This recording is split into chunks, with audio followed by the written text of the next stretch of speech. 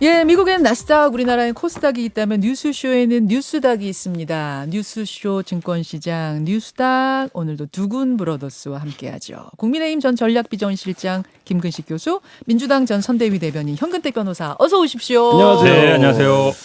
윤석열 대통령 내외가 어제 출국을 했는데 출국 직전에 굉장히 짧지만 굵은 해프닝이 하나 있었어요. 정말 짧고 굵게. 바로 영빈관 신축 해프닝. 이렇게 논란이 된 이유는 크게 세 가지입니다. 하나는 영빈관 왜 안 짓는다고 하더니 짓느냐. 이게 이제 하나였고. 두 번째는 필요하면 지을 수도 있지. 지을 수도 있는데 근데 약속을 뒤집으면서 지울 경우에는 국민들한테 공개를 했어야지 왜 이걸 안 하고 몰래 은근슬쩍 하려다 걸리냐. 이게 하나였고. 세 번째는 김건희 여사가 대선 당시에 그 서울의 소리 기자하고 나눈 대화 거기에 응 영빈관 옮길 거야. 요게 이제 겹쳐지면서 혹시 김건희 여사가 지시한 거 아니야? 뭐 이렇게 이제 논란들이 한 세 가지 정도로. 현 변호사님 이 해프닝 어떻게 보셨어요? 그러니까 우리 한간에 이제 이런 얘기들 있잖아요. 저 대통령과 여사 중에 누가 세냐. 왜냐면 윤석열 대통령은 그냥 뭐 예전에 청와대 거 그냥 쓰겠다. 네. 국방 컨벤션 써도 되고 한마디로 얘기하면 영빈관 안 짓는다는 얘기잖아요. 아하. 근데 김건희 여사는 어쨌든 옮긴다 짓는다고 했단 말이죠. 근데 결과론적으로 보면 짓게 된 거잖아요. 물론 이제 취소는 됐지만 짓겠다고 한 거잖아요. 그럼 이 실세가 누구냐. 누가 더 센 거예요 그러면? 그렇죠. 결론이 났잖아요. 결론적으로. 그러니까 언론도 그렇게 분석하고 있는데 저도 그렇게 생각할 수밖에 없고 국민들도 아마 그렇게 생각할 것 같아요. 그러면 이게 그럼 어젠가요? 오늘 아침에 기사도 보면 뭐 수석들도 잘 모르고 언론 보도 보고 알았다. 네, 이런 수석들이 보도도 몰랐대요. 그러니까요. 언론 보도 보고 알았대요. 왜냐면 대통령실에서 쓰는 거잖아요. 네, 대통령실에서 쓰는 아주 중요한 시설인데도 수석들을 모르고 언론 보도 알 정도면 그럼 이거 누가 한 거예요? 그런 생각을 안 할 수 없죠.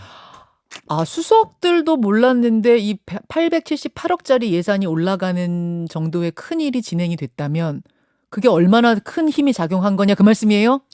그렇죠. 물론 이제 대통령이 뭐 결재는 했을 걸로 봐요. 왜냐하면 예. 대통령실과 관련된 것이고 지금 보도에 의하면 뭐 경호처에서 주도했다 그러지만 결국은 몇몇 사람이 주도해서 한 것이고 물론 대통령도 뭐 당연히 대통령실과 관련된 거니까 네. 결재를 했겠죠. 근데 이런 것들을 사전에 뭐 공유도 안 하고 지금 여당도 보면 어찌 보면 잘 몰랐다는 투로 얘기하고 있는 거거든요. 대통령 수석도 모르는 거니까.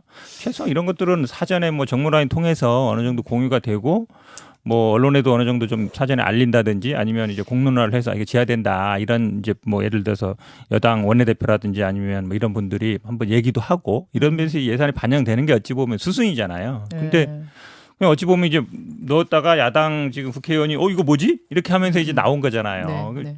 그러니까 여당에서도 이거 뭐지? 이러고 있고 수석들도 뭐지? 이러고 있으면 이게 어떻게 되는 거예요? 현근택 변호사의 이제 추측을 들으셨는데 그 중에 저는 제일 꽂히는 게 뭐냐면 어떻게 수석도 몰랐지? 이건 좀 희한해요. 그러니까 대통령실 수석도 몰랐다는 건 지금 사실 같거든요. 그러니까 이 어이없는 해프닝이 생긴 것에 대해서 일단 특별 감찰이라도 해야 될 것 같아요. 저는. 그러니까 이런 말도 안 되는 아이디어가 제기된다고 할 수는 있죠. 그러면 제기되는 과정에서 의사결정 과정에 걸러야 될 단계가 있을 거 아니에요. 네. 뭐 행정관이 아이디어를 내든 그럼 비서관 통해야 되고 그럼 수석 통하고 비서실장 통하고 대통령까지 보고가 되고 이게 예산에 편성된다면 기재부하고도 협의를 했다는 거잖아요. 그렇죠. 그러면 그 모든 의사결정 과정과 정책 집행 과정에 한 번도 아니되옵니다. 이거 큰일 납니다. 라는 이야기를 하지 않았거나 네. 해도 묵살당한 거잖아요. 그렇죠. 그렇다면 저는 이게 특별감찰이라도 분명히 해서 지금 현 변호사가 이야기한 것처럼 괜히 이게 김건희가 한 거 아니냐라는 말도 안 되는 가짜뉴스를 생산하기 전에 빨리 저는 이 대통령실 안에서의 이 어이없는 영빈관 신축 해프닝에 대한 전말을 감찰할 필요가 있다. 그래서 문책을 할 필요가 있다고 생각해요. 국가 재정에 878억 원이 기재되는 그 순간까지의 과정들을 쭉 복기해 볼 필요가 있다. 왜냐하면 그 상황에 한 번도 이거 아니되옵니다라고 말한 사람이 없다면 대통령실에 정말 이 획일주의 문화가 큰 문제고 말을 했는데 묵살당했다면 정말 의사결정 과정에 민주적 절차가 없었던 거죠. 일단 김근식 교수님이 알고 계시기로는 취재해 보신 결과로는 뒷얘기가 어떻게 하다 결정된 거로 지금 소문은 나 있어요. 저도 그러니까 그 최근에 금방 언론에 나왔던 수석도 몰랐다고 할 네. 정도로 이제 경호실 책임으로 좀 돌리는 것 같은데 경호처. 그렇게 하더라도 기재부 예산 편성까지 가려면 걸쳐야 될 단계가 있을 거예요. 그렇지 않겠어요? 그런 모든 과정에 그러면 한 명도 이게 그 의사결정 과정에 이의제의가 없었다고 한다면 이건 정상적인 대통령실의 의사결정 과정은 아닌 거죠. 그러니까 오늘 아침에 그 뒷얘기들 보도한 것들을 제가 좀 보니까 네, 네. 최근에 인도네시아 대통령이 왔을 그렇죠. 때 네, 네. 왔을 때 그때 그 어디라더라? 그 2층에 전쟁기념관. 네. 거기를 이제 이용해 가지고 이 귀빈 만찬을 했는데 그때 굉장히 국가 품격에 너무 좀 떨어진다라는 평가가 있었다는 것 하나와 경호처가 너무 경호하기 힘들다라는 이야기를 해서 결국은 인도네시아 대통령 방문이 결정적인 계기가 됐고 주도는 경호처가 했다. 뭐 이런 그러니까 뒷얘기들이 들리더라고요. 뭐 연애를 하다 보면 좀 그 부족한 게 있겠죠. 어려움이 있겠죠. 그러나 이제 그 연애를 하다 보면 부족하고 어려운 부분들을 어떻게 보완할 것인가의 문제하고 대통령이 약속을 깨는 거고 그다음에 지금 같은 경제 위기 상황에 최근에 또 대통령이 요 결정 나기 며칠 전에 그 태양광 줄줄 샌다고 혈세를 낭비한 네. 사람 엄단하자고 했던 했죠. 대통령 아닙니까? 했죠. 그럼 혈세 878억을 이야기하면 말이 됩니까? 정무 라인에서 이건 당연히 아니되옵니다라고 이야기를 해야 되는 거죠. 아니, 국민적인 동의를 구해야 된다는 그렇죠. 거죠. 공론화 과정이 없었죠. 꼭 필요하다면. 네. 그리고 보완적인 대체제를 찾아보고 나서 그래도 안 되면 공론화를 통해 설득을 하는 과정이 있었어야 되는 거 아닙니까? 그런 게 없었기 때문에 이 부분은 김건희 여사한테 기승전 김건희로 돌릴 게 아니고 대통령실 내부의 의사결정 과정을 감찰할 필요가 있다. 그리고 김건희 여사의 그 금년 2월 달에 서울의 소리 이명수랑 녹취했던 옮길 거야. 이 한마디 가지고 김건희 여사가 마치 영빈관을 옮기라고 지시한 것으로 자꾸 이야기되는데 그건 제가 페북에 썼습니다만 당시에 열린공감 TV의 그 강진구 기자하고 서울의 소리 이명수 기자가 사전에 공모해서 김건희는 그 영빈관을 옮겨야 된다는 풍문조차도 몰랐어요. 그걸 미리 떡밥을 던져서 이렇게 도사가 이야기했다고 하던데 어떻게 생각해요? 그러니까 옮겨야지 이렇게 그냥 반응한 거예요. 자 여기서 네. 아니 교수님 말씀처럼 얘기하려면 자기가 모르는 얘기면 그게 뭔 소리예요? 영빈관을 왜 옮겨? 이렇게 얘기하면 맞죠. 얘기 그렇게 하는 게 들어보세요. 얘기 적절하죠. 들어보세요. 네. 그게 무슨 소리입니까? 저는 뭐 그거 모르는 소리고 처음 듣는 얘기입니다. 나오면 정상이고 지금 저는 특별감찰 말씀하시는데 이거는 저는 불가능하다고 봐요. 왜냐하면 대통령이 결재 안 했을 수가 없거든요. 이거에 대해서. 맞잖아요. 예. 그런데 그럼 대통령을 감찰하겠다는 얘기인데 그게 가능하겠어요? 그다음에 또 하나의 문제는 기본 이 시스템이 안 돼 있다는 게 보통은 예전에도 보면 중요한 예산이나 짤 때는 당정 간에 이게 협의를 한단 말이죠. 기본적으로 하지 않습니까? 네. 해서 이제 올리는데 이런 과정도 제가 보기에는 없었던 것 같아요. 지금 여당에서도 모르는 걸 보니까. 그러니까 모르는 거 보니까. 그러면 이게 사실은 뭐 물론 이 예산만 나왔습니다만 그럼 예산 전반적으로 지금 뭐 500조, 600조 되는 예산을 짜는 거 어떻게 짰냐. 좀 궁금 안 할 수가 없어요. 그러면 당은 저렇게 시끄러우니까 사실은 협의했는지도 모르겠고 그럼 이제 중요한 예를 들어서 뭐 정책과 관련된 것들에 대해서는 협의를 하거든요. 예. 사전에 협의를 하고 예. 정책위장이나 이런 분들 다 공유하기 마련인데 그런 과정도 전혀 없이 예산이 그냥 짜졌다는 걸로 보여가지고 참 여러 모로 걱정이 됩니다. 네, 걱정이 되죠. 그러니까 김건희 여사 그 이야기는 제가 한 번만 더 말씀드리면 네. 그건 적절한 답은 그거죠. 모르는 사실을 어느 도사가 옮겨야 된다고 했다는데요. 그러니까 그래? 난 몰라 이러면 되는데 옮길 거야라고 했던 김건희 여사 당시 녹취 내용은 부적절한 반응이었지만 함정 취지에 걸린 건 사실이라는 거예요. 그러니까 예를 들면 제가 잘 아는 우리 김 기자가 이번에 흰남노 왔을 때 저한테 전화를 해서 교수님 비도 오고 그런데 저랑 술 한잔 하시죠. 그럼 그래 뭐 죽을 때까지 먹어보자. 제가 바로 했어요. 농담으로. 부적절한 대응이야. 근데 네. 농담 반으로. 근데 네. 친근하니까. 네. 그때 그것만 딱 따가지고 김근식 흰남노 태풍 위기에 술판 버려 이렇게 나오는 거 아닙니까? 저는 그런 식의 함정 취지에 걸렸다고 생각을 해요. 그러니까 그 반응 자체는 김건희 여사가 적절한 반응은 아니었지만 네. 그 전에 이명수 기자와 그 강진구 기자의 철저한 그 공모가 있었다는 게 분명히 입증이 돼 있습니다. 그러니까 그 부분만 따가지고 김건희 여사가 마치 영빈관을 옮기라고 지시했다는 걸 하는 건 제가 볼 때 분명한 가짜는 있어요. 그거 자체로 이제 지시를 했다는 증거는 될 수 없는데 옮길 생각이 하고 있었다는 왜냐하면 답변을 한 번만 한 게 아니거든요. 두 번이나 얘기하잖아요. 그리고 그거를 만약에 지금 말씀처럼 뭐 유도했다고 이거 왜냐하면 어느 정도 그 대화를 보면 사전에 알고 있는 것처럼 얘기하는 거예요. 그러니까 한번 보세요. 근데 전혀 이제 아니에요. 윤석열 대통령은 어쨌든 뭐 옮길 필요 없다 안 옮긴다 그냥 써도 된다라고 했는데 결과적으로는 뭐 새로 짓게 됐으니까 그 얘기가 안 나올 수 없는 것이고 이거를 뭐 마치 뭐 무슨 뭐 민주당이 무슨 뭐 망상에 집단적 망상에 빠졌다고 얘기하는데 지금 언론이나 국민들은 다 그렇게 생각 안 하고 있단 말이죠. 뭐 그러니까, 국민들이나 언론들이 지금 집단적 망상에 빠졌다는 겁니까? 말이 안 되는 거예요. 옮길까라는 네. 그 답변 하나 그걸 녹취를 따가지고 그것도 상대방이 녹취한 줄 모르고 그냥 편한 사이에서 한 얘기잖아요. 김 교수님 술 한잔 하시죠. 그래 죽을 때까지 먹어요. 제가 그 말한 걸 따가지고 김구식 술꾼이라고 하면 그게 말이 됩니까? 죽을 때까지 가짜 먹는다 그러면 근데 술꾼이라고 가짜 근데- 뉴스라는 거죠. 근데 한잔 합시다. 이 그래서 정도. 그 프레임으로 그냥 무속 프레임을 짠 거예요. 그거는 하나 있는 것 같아요. 술을 먹는다는 건 자기 의지로 하는 건데 영빈관을 옮기는 건 내가 뭐 술 먹을래나 다이어트 할래 이런 차원은 아니기 때문에 아니 조금 그 전에 같은 선상에서 이명수가 비우는- 물어본 말이 뭐냐면 전혀 모르는데 아 그 영빈관 턱 안 좋다고 도사가 말해가지고 그랬대요. 그러니까 그래 옮길 거야 이렇게 된 거예요. 근데 명확히 그 넋으로 영빈관이라는 걸 들어오면. 옮기는 문제를 영부인이 이렇게 저렇게 좌지우지할 수 있는 문제가 애초에 전혀 아니죠. 아닌데 그러니까 김건희 여사가 그냥 운세나 이런 사주에 관심이 많은 사람이잖아요. 박선원부도 그거라면서.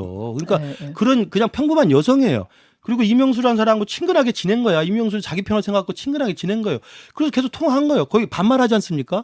그런 사이에서 그렇게 답변을 한 거죠. 근데 그 답변 하나만 따가지고 영빈관 옮기는 지시를 김건희가 했다는 이 가짜 뉴스를 만들어낸 건 제가 볼 때 굉장히 악의적이에요. 그럼 사전에 뭐 좀 얘기라도 나오고 뭐 설명이라도 하고 여당이라든지 수석이라도 좀 그렇지. 그 알리고 부분은 진짜 이렇게 하면 되는데 안타까워. 이걸 은근슬쩍 몰래 넣어가지고 할 필요가 뭐 있어요? 그래서 특별감찰을 네. 해야 되는데 그 네. 김건희가 어떻게 지시했다고 대통령을 하는 것은 가짜 하겠습니까? 뉴스라는 거지. 자, 그러니까 김건희 여사가 이걸 지으라고 해서 지은 거냐 마냐 요건 일단 가짜 뉴스예요. 떼놓고 요건 떼놓고 보더라도 절차상에 이번에 그럼요. 추진 과정에 문제가 있다는 건 지금 여든 야든 다 100% 동의를 맞는 말씀. 하니까 대통령도 철회한 거잖아요. 그렇죠. 그렇죠. 그거는 지금 분명해 보여요. 네. 보면은 이 서류에 수혜자를 국민 이렇게 썼다는 거 아닙니까? 영빈관 짓는데 넓게 보면은 국민일 수도 있어요. 그러면 수혜자인 국민한테 얘기하고 설득하고 동의를 구했어야죠. 수혜자님들도 모르게 이렇게 하면. 그러니까 대통령실의 의사결정 과정에 분명히 문제가 있는 거예요. 아. 이건 정말 점검해야 됩니다. 뭐 특별감찰이 굳이 아니더라도 분명히 점검은 내부적으로 해야 된다고 봐요. 제가 이걸 보면서 네. 이거를 급하게 한 거잖아요. 근데 2년 내에 한다 그랬거든요. 네. 그러니까 어찌 보면 윤석열 2년. 대통령 때도 쓰겠다는 거잖아요. 내년 내후년에 지어가지고. 그러니까 윤석열 대통령의 의중이라든지 이게 들어갈 수밖에 없는 거예요. 만약에 장기적인 계획이면 뭐 설계 내년에 하고 그 다음에 뭐 공모해서 네. 그 다음에 짓겠다. 지금 얘기처럼 뭐 다음 대통령까지 얘기할 거면 그렇게 해도 되거든요. 근데 여기서 근본적인 질문 하나 드릴게요. 네. 아니 처음에는 기존 영빈관을 쓰거나 아니면 호텔을 쓰거나 전쟁기념관 쓸 수 있을 줄 알았는데 막상 좀 하다 보니까 정말 국격에 좀 안 맞는 것 같다 해서 필요하면 지을 수는 있다고 생각하세요? 그건 동의하세요? 지을 수는 있다고 봐요. 아, 네, 그 그건 절차적 동의한다. 국민들이 동의하면 지을 수 아, 있는 아, 거죠. 아, 그건- 근데 이거를 단순히 그러니까 지금 얘기처럼 제가 말씀한 거잖아요. 갑자기 넣어가지고 올해 내년에 다 짓겠다. 그건 아니에요. 기본적으로 뭐 계속 절차에 대한 그렇죠. 문제 네, 지금 있어야죠. 제기를 하시는 거네요. 국민의힘에서는 이런 얘기합니다. 아니 민주당이 너무 기승전 김건희로 간다. 김 여사에 대한 집단 괴롭힘 수준의 폭력을 지금 가하고 있다. 김기현 전 원내대표 발언입니다. 뭐만 하면은 김건희 왜냐하면 이제 한다. 김건희 여사를 네. 끌어들이면 이게 김건희 여사가 지금 국민들 여론상으로 보면 굉장히 밉상 이미지로 좀 많이 고착화돼 있잖아요. 네. 그러니까 아마 이제 민주당에서는 김건희 여사를 모든 정치 이슈에 끌어들이면 좀 유리하다는 생각을 하는 것 같은데 아까 말씀드린 것처럼 이번에 이 영빈관 신축이라는 해프닝은 정말 대통령실이 자체 점검을 하거나 특별감찰을 할 정도의 내부에 분명히 문제가 있다는 점을 보여주는 것이고 반성해야 되고 반성뿐만 아니라 정말 다시는 이런 일이 일어서는 안 되고 그러나 이게 김건희 여사가 지시했다라고 하는 말도 안 되는 가짜 뉴스는 프레임을 짜면 안 된다. 지금 두 개는 구분해서 봐야 된다고 봐요. 자 여기까지 덧붙일 말씀 없으시면 뭐. 본론으로 갈까요? 보시죠. 네. 자 오늘의 두 분이 골라오신 상한가 하한가 키워드부터 확인하겠습니다. 현 변호사님. 저는 이준석 대표 복귀 하나 하한가로 했습니다. 아, 네. 하한가 네. 이준석 대표 복귀 하나. 복귀하면 상한가 아닌가요? 복귀 원 하나 이렇게 사실은 복귀 원 하나는 복귀 원자 원 하나? 말씀 원자. 복귀 원 하나. 김근식 교수님. 예, 저는 이재명 민주당 공도동망이라고 하한가를 가져왔습니다. 아 공도 동망 하한가. 일부에서 국민의힘 얘기는 또 한참 했기 때문에 오늘은 이번에는 저 민주당 얘기부터 좀 가보죠. 김근식 교수님. 예. 그 이미 이제 당 대표로 선출이 됐고요. 됐는데 뭐 컨벤션 효과는 말할 것도 없고 이제 민주당 지지율이 오히려 떨어지는 기이 현상이 벌어지고 있는데 지금 벌써 선거법 위반으로 기소가 돼 있고 네. 그다음에 성남 FC 관련해 가지고 이제 제3자 뇌물로 기소 의견으로 송치가 됐잖아요. 벌써 두 건이 기소 의견이 돼 있어서 앞으로 어떤 더 센 게 나올지 모르겠습니다만 과연 이재명 대표를 막고 옹호하고 방탄하기 위해서 민주당이 이렇게 일치 단결해서 나섰을 때 그 나중의 결과를 책임질 수 있겠느냐. 그래서 제가 공도 동망이라고 한 건 잘 아시지만 이재명 대표를 지키려 가다가 우리 당의 우리 대한민국 정치 발전의 한 축인 민주당이라고 하는 공당이 같이 망할까 봐 우려된다는 말씀입니다. 자, 주말 사이에 벌어진 일들 좀 정리하고 갈게요. 우선 지난 금요일에 성남FC 의혹과 관련해서 두산건설, 성남시청 등등에서 20곳에 대한 압수수색이 있었고요. 그리고 이번에 그 허위사실 공표로 기소가 됐잖아요. 그 공소장이 공개가 됐습니다. 근데 거기 보니까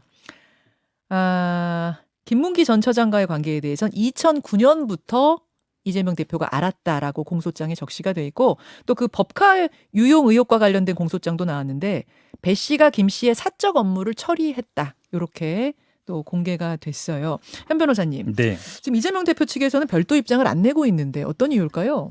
일단은 뭐 얘기했죠. 그러니까 내 문제는 내가 알아서 한다. 민생 문제는 당에서 해라. 그러니까 법적인 문제는 내가 알아서 하겠다라는 게 이게 뭐 그동안에도 계속 갖고 왔던 기조입니다. 왜냐하면 뭐 우리 이재명 대표가 변호사 20년 하셨어요. 네. 본인 사건에 대해서 본인이 가장 잘 알죠.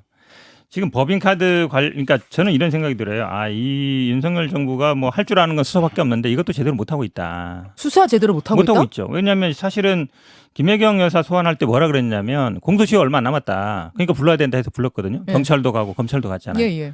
근데 기소 못 했어요. 왜냐하면 지금 공소장에는 배 씨가 김 씨에게 사적으로 업무를 처리했다, 뭐 공모했다라는 건데 네. 그럼 원래 같이 기소해야 되죠. 배임에 대해서. 업무상 배임에 대해서. 그러니까 공범으로 봤는데 기소는 안 했네요. 그러고 그렇죠. 보니까. 왜냐하면 공소시효도 어쨌든 뭐 공범을 기소했으니까 정지시켰다는데 그 공범이 뭐냐면 선거법. 그러니까 한마디로 얘기하면 7만 8천 원 밥 사준 거. 예. 그게 이제 공직선거법 위반이라는 건데 한마디로 얘기하면 배모 씨랑 이제 김혜경 여사가 공모해가지고 세 사람 밥을 사줬다는 거예요. 그러니까 이게 논리적으로 가능한가 이런 생각도 들고 사람에 대해서 알았다 몰랐다는 거를 모르겠어요. 뭐 전화번호 저장했는지 뭐 사진인지 예. 그렇죠. 그런 부분도 저는 뭐 허위사실 적시로 기소하는 거 저는 잘 본 적이 없어요. 예를 들어서 왜냐하면 이 정치인들은 사진 찍히고 악수하고 뭐 같이 행사하고 정말 많거든요. 근데 몰랐다는 경우 되게 많아요. 근데 그런 걸 기소한 건 본 적이 없어요. 그래서 저는 뭐 수사도 제대로 못하는 거 아닌가 이런 생각이 듭니다. 김 교수님? 그러니까 허위사실 공표로 그 기소한 거에 대해서 이재명 대표도 이야기를 했죠. 말꼬투리 겨우 잡았다 이렇게 이야기하는데 단순히 말꼬투리를 잡아서 이게 거짓말 아니냐라고 밀어붙이는 게 아니고요. 우리 변호사님이 더 잘 아시겠지만 공직선거법상 허위사실 공표를 중한 범죄로 다루는 이유는 공공연하게 대중적인 공개적인 자리에서 자기가 사실이 아님을 알면도 불구하고 거짓말을 함으로써 결국 뭐냐면 그 선거의 당선과 낙선에 확실한 영향을 미치려는 거예요. 근데 이게 별거 아니라고 말씀하시지만 김문기를 몰랐다는 사실이 그 사람을 알고 모르고의 단순한 말꼬투리가 아니라 김문기로 연결된 대장동 게이트의 한 복판에 당시 이재명 후보가 있었는데 그걸 부인하려다 보니까 성급하게 그리고 김문기 처장은 또 비극적 선택까지 하지 않았습니까? 네. 그다음에 거기서 빠져나가기 위해서 나는 몰랐다라고 거짓말을 한 것이 선거에 엄청난 영향을 줬다는 거죠. 말꼬투리 정도가 아니다. 그럼요. 그래서 이게 허위사실 공표로 기소가 가능한 겁니다.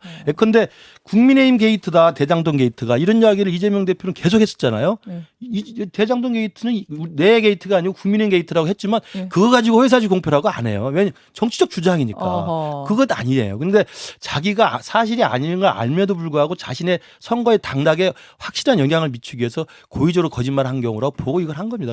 두 개를 좀 구분해서 볼 필요가 있어요. 그러니까 알았다 몰랐다 부분을 이게 결국은 이제 증거로 누구나 다 알 수 있게 판단하는 얘기인데 물론 이제 저하고 김 교수님은 당연히 알죠. 방송을 여러 번 했으니까. 근데 예를 들어서 어떤 본인이 이제 뭐 한 3,000명 되는 어떤 회사에 있는데 사장과 부하 직원이 뭐 골프를 쳤다. 네. 그래서 그 사람이 아는 지낸 사람인가? 그건 좀 다른 문제라는 거예요. 예를 들어서 지금 장영하 변호사 같은 경우에는 막 돈다발 사진을 지금 김용판 의원한테 줘가지고 그게 어쨌든 나왔는데 그 후에 막 이게 결국은 SNS에 있는 사진이고 그 후에도 막 뭐 나왔어요. 이게 아닌 거 나왔고 근데도 그분이 나와서 다시 또 뭐 이게 막 기자회견까지 하고 막 그랬거든요. 네. 또 그런 거는 또 고의성이 없대요. 위법 허위라는 인식도 없었고. 왜냐면 경찰에서는 이게 다 아니라고 했는데 이런 거 보면 기본적으로 공직선거법이라는 이 허위 사실이라는 거는 누가 봐도 이거는 좀 문제가 있다라는 것들은 기본적으로 해줘야 되는데 벌써 수사의 편파성 보이고 있잖아요. 자, 요거는 이게 어떻게 진행이 되는지 조금 더 보기로 하고. 하면 민주당이 과연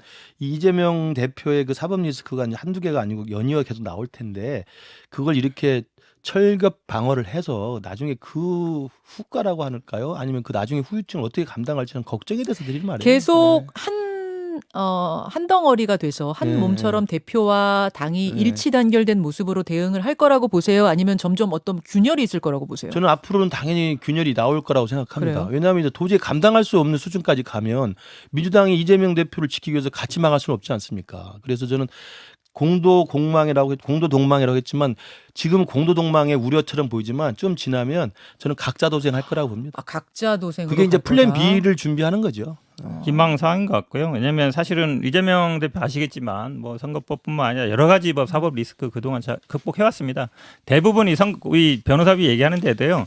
가장 많은 일을 한 사람은 이재명 대표 본인이에요. 본인이 다 서면 쓰고 했거든요. 예. 그런 부분 충분히 이겨낼 거라 보고 있습니다. 자, 이번에는 현근택 변호사님의 키워드로 가겠습니다. 이준석 전 대표 관련된 걸 갖고 오셨어요. 이준석 대표 복귀 원하나 이걸 갖고 오셨는데 변호사님, 제가 이거는 일부에서도 워낙 얘기를 많이 했기 때문에 제가 두 분께는 궁금증 몇 개만 딱딱딱 질문하고 갈게요. 첫째, 윤리위 왜 18일로 당겼는가? 누가 당겼는가? 짧게 답변해 주세요, 현 변호사님. 저는 처음에 어떻게 생각했냐면 원래 탈당 권유하면 10일 내 효력이 발생하거든요. 네. 10일 이내에 탈당 안 하면 제명이 돼요. 자동 제명. 그렇죠. 28일이 신문 기일이잖아요. 네. 그리고 18일 딱 10일 전이잖아요. 네. 벌써 탈당 권유 어제 하려나? 이렇게 생각했어요. 아. 근데 뭐 어제 안 하더라고요. 안 했어요. 그러면 그 다음에는 이제 제명밖에 없는 거예요. 28일 전에 뭔가 하려면. 아니, 28일에 딱 결론 낸다 아니, 생각하세요? 28일 날 어쨌든 당사자 적격을 없애버려야 되잖아요. 가까스치는 목적이라고 하니까. 가처분 결론 내기 전에. 그렇죠. 어쨌든 그러면 이제 어제 했으면 사실 탈당 권유인데 어제 넘어가면서는 제명 아닌가 밖에 없는 것 같아요. 누가 그럼 당기는데 그 뭐 이양희 윤리위원장 결정? 아니, 지금 외형적으로 그렇게 나오지만 뭐 이준석 대표가 얘기했잖아요. 뭐 외유 가면 하더라. 뭐 어쨌든 예언대로 되고 있잖아요. 윤심이다. 무슨 예전에 왕조 시대 같아요. 예전에도 보면은 무슨 사극 보면 왕이 어디 외유 가면은 밑에 딱 신하나 뭐 측근들이 딱 정적 제거하고 이러잖아요. 뭐 그런 시대는 사극 보는 것 같아. 무서워 네. 그거는. 김근식 교수님 누가 당겼는가? 유구무원입니다.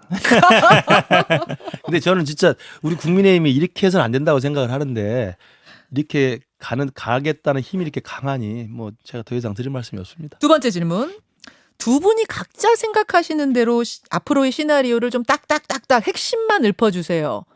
역시 현 변호사님. 네. 아니 제가 왜 복귀 원하나 이 얘기냐면 네.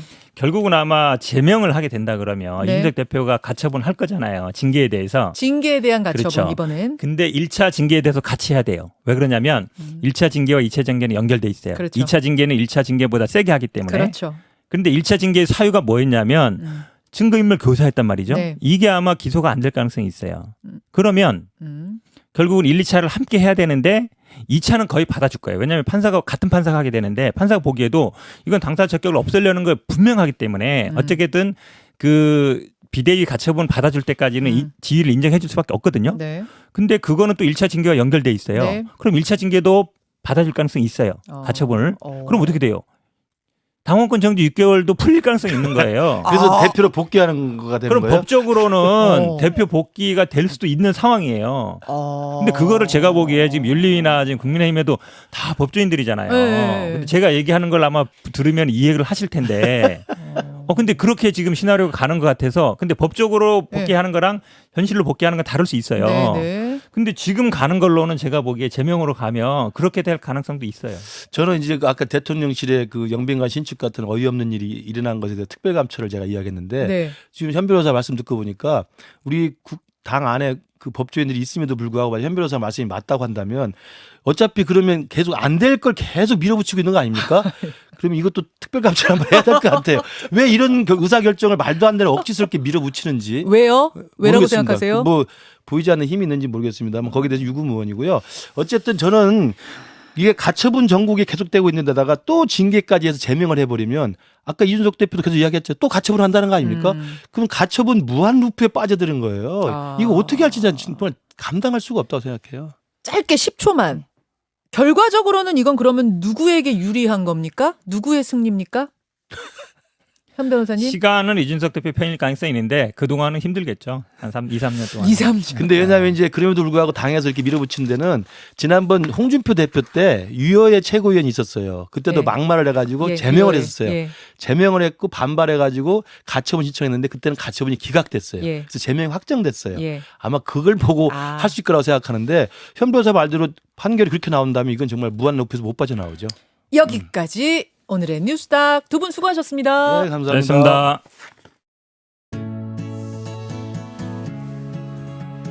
김현정의 뉴스쇼는 시청자 여러분의 참여를 기다립니다. 구독과 좋아요, 댓글 잊지 않으셨죠? 알림 설정을 해두시면 평일 아침 7시 20분 실시간 라이브도 참여하실 수 있습니다.